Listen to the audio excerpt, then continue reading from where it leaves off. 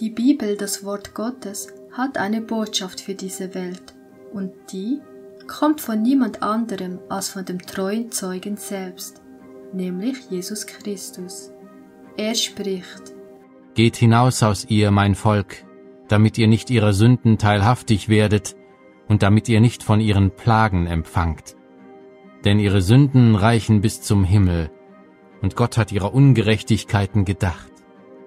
Denn Gefallen, gefallen ist Babylon die Große, und ist eine Behausung der Dämonen geworden und ein Gefängnis aller unreinen Geister und ein Gefängnis aller unreinen und verhassten Vögel. Denn von dem Glutwein ihrer Unzucht haben alle Völker getrunken, und die Könige der Erde haben mit ihr Unzucht getrieben, und die Kaufleute der Erde sind von ihrer gewaltigen Üppigkeit reich geworden. diese Warnungsbotschaft gilt jedem hier auf diesem Planeten. Und es ist unsere Aufgabe, Gottes Volk mit dem Ruf des 4. Engels aus Offenbarung 18 aus diesem System herauszurufen. Offenbarung 17 beschreibt Babylon als eine Frau, die auf einem Tier sitzt, und nennt sie die große Hure Babylons, die an vielen Wassern sitzt. In Vers 15 ist uns gesagt, dass die Wasser, die du gesehen hast, wo die Hure sitzt, sind Völker, Scharen, Nationen und Sprachen. In Vers 4 wird uns gesagt, dass diese Frau mit Purpur und Scharlach gekleidet ist und übergoldet mit Gold und Edelsteinen und Perlen.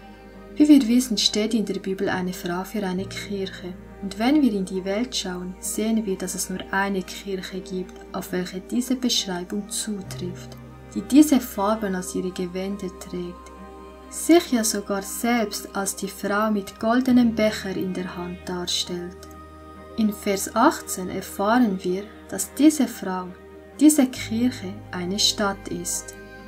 Dass sie aber auf einem Tier reitet, bedeutet, dass wir es hier nicht nur mit einem religiösen System dargestellt als eine Frau zu tun haben, sondern auch mit einer staatlichen Macht.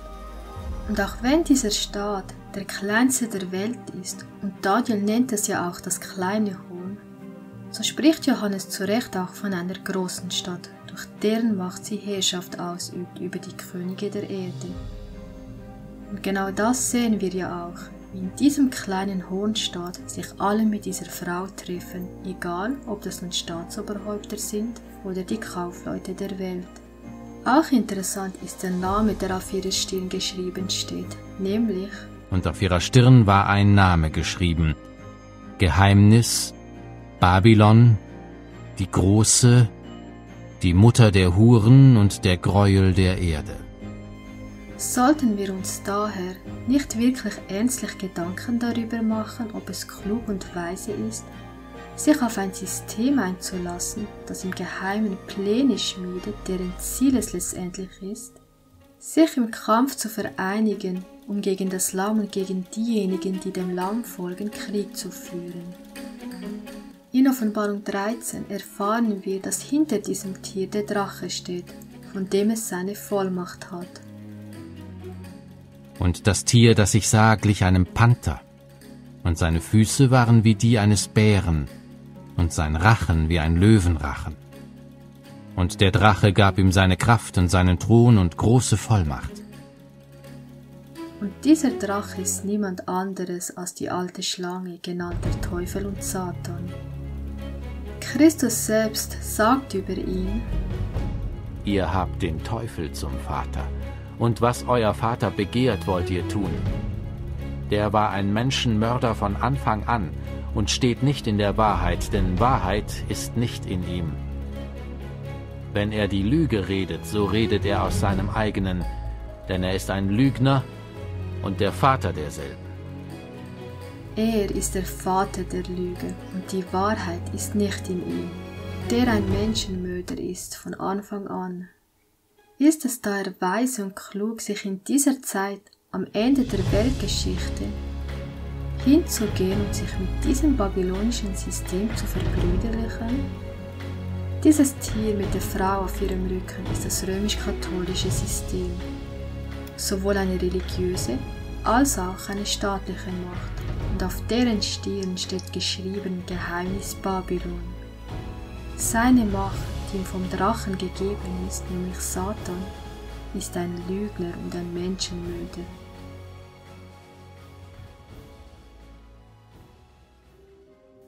Können wir daher die gleichen Ziele verfolgen wie Babylon? Die gleiche Klimapolitik verfolgen?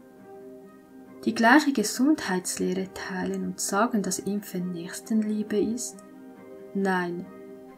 Christus ruft sein Volk dazu auf, aus Babylon herauszukommen. Wieso wollen dann immer noch so viele Teil von Babylon sein?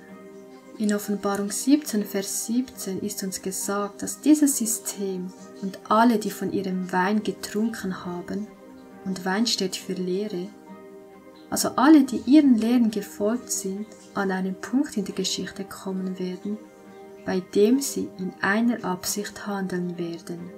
Und in Offenbarung 18 ist uns gesagt, dass sie durch ihre Zauberei, griechisch Pharmakeia, alle Völker verführt. Während also die Welt sich dem Ende zuneigt und Dinge von entscheidender Bedeutung geschehen, gibt es leider immer noch sehr viele, die sich wie in einem seltsamen Schlaf befinden.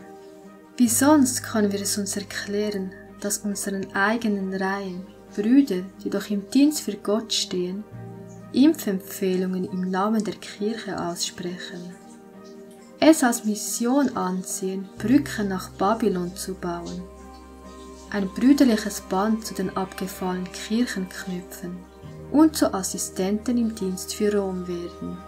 In dem Buch Propheten und Könige lesen wir, und ich lese aus einer Taschenbuchversion mit dem Titel Die Erwählten: Gott verabscheut Gleichgültigkeit in Krisenzeiten.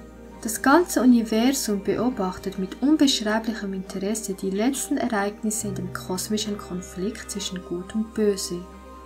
Was kann für Gottes Gemeinde wichtiger sein, als ihrem Gott treu zu bleiben? Ich hoffe, dass jeder von uns diese Worte zu Herzen nehmen wird. Können wir es uns erlauben, in einer Krisenzeit wie dieser gleichgültig zu sein? Nein, denn was kann für Gottes Gemeinde wichtiger sein, als ihrem Gott treu zu sein in diesem letzten kosmischen Kampf zwischen Gut und Böse? Zurzeit lese ich das Buch Propheten und Könige und ich kann es nur jedem empfehlen, wieder zu lesen oder wenn du es noch nicht gelesen hast, es zu tun. Aber dann am besten mit Patriarchen und Propheten zu beginnen, dem ersten Band der Entscheidungsserie. Wir können so viel aus der Geschichte lernen, gerade auch für unsere Zeit heute. Wisst ihr, es überrascht uns zwar immer wieder, wenn wir den Abfall in unseren eigenen Reihen sehen, und in manchem lässt es alle Hoffnung und das Vertrauen in diese Bewegung erlöschen. Doch, wenn man sich die Geschichte des Volkes Israel anschaut, dann wird einem klar, dass sich im Grunde genommen nichts geändert hat. Der Abfall von heute war damals genauso gegenwärtig in Gottes Volk. Und so wie Gott sein Volk damals schon nicht aufgegeben hatte, so wird er es auch heute nicht tun. Denn der Herr gab das Volk Israel nicht auf.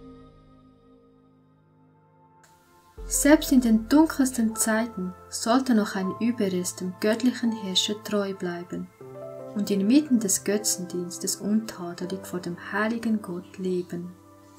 Diese Getreuen sollten zu den guten wenigen gehören, die den ewigen Ratschluss Gottes zuletzt erfüllen würden. Jedes Kind Gottes, dessen Stimme der Seelenfeind zum Schweigen zu bringen vermochte, indem es brüderliche Bande zu den abgefallenen Kirchen geknüpft hat, Brücken nach Babylon baut und zu Assistenten Roms wurde, wird gefragt: Was machst du hier? Ich habe dich beauftragt, in alle Welt zu gehen und das Evangelium zu predigen, um einen Volk auf den Tag Gottes vorzubereiten. Warum bist du hier? Wer hat dich gesandt? Diese Frage gilt allen Gläubigen, die sich in ökumenischen Kreisen bewegen. Gott hat uns beauftragt, in die Welt zu gehen und das Evangelium zu predigen und Menschen auf die Wiederkunft Christi vorzubereiten.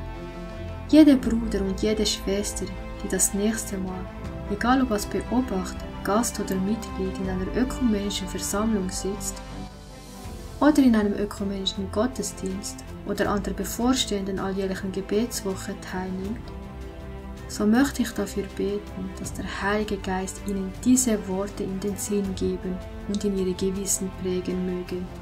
Was machst du hier? Warum bist du hier? Wer hat dich hierher gesandt? Unter den Bewohnern der Erde, zerstreut in allen Ländern, gibt es jene, die ihre Knie nicht vor Baal gebeugt haben. Gleich den Sternen am Himmel, die nur des Nachts scheinen, lassen diese Getreuen ihr Licht weiterleuchten, wenn Finsternis das Erdreich und Dunkel die Völker bedeckt. Sie werden einer abtrünnigen Welt die umwandelnde Macht des Gehorsams gegenüber seinem Gesetz offenbaren. Schon jetzt erscheinen sie unter allen Geschlechtern, Sprachen und Völkern.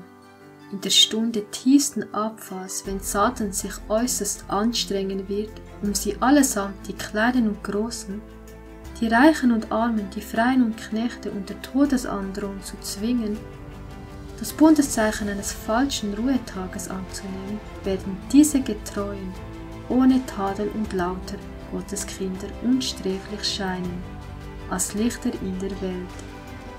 Je dunkler die Nacht, desto heller werden sie leuchten. Welch müßiges Unterfangen wäre es gewesen, hätte Elia die Getreuen in Israel zählen wollen, als Gottes Gerichte das abtrünnige Volk heimsuchten. Er vermochte nur einen einzigen auf der Seite des Herrn zu finden. Als er aber behauptete, ich bin allein übrig geblieben, und sie trachten danach, dass sie mir das Leben nehmen, da überraschte ihn der Herr mit der Mitteilung, ich will übrig lassen 7000 in Israel, alle Knie, die sich nicht gebeugt haben vor Baal. Darum sollte auch heute niemand versuchen, Israel zu zählen. Jeder sollte vielmehr nach einem fleischenden Herzen trachten, einem Herzen voll zarten Mitgefühls, einem Herzen, das sich wie das Herz Christi für die Errettung einer verlorenen Welt einsetzt. Ich wünsche euch Gottes Segen.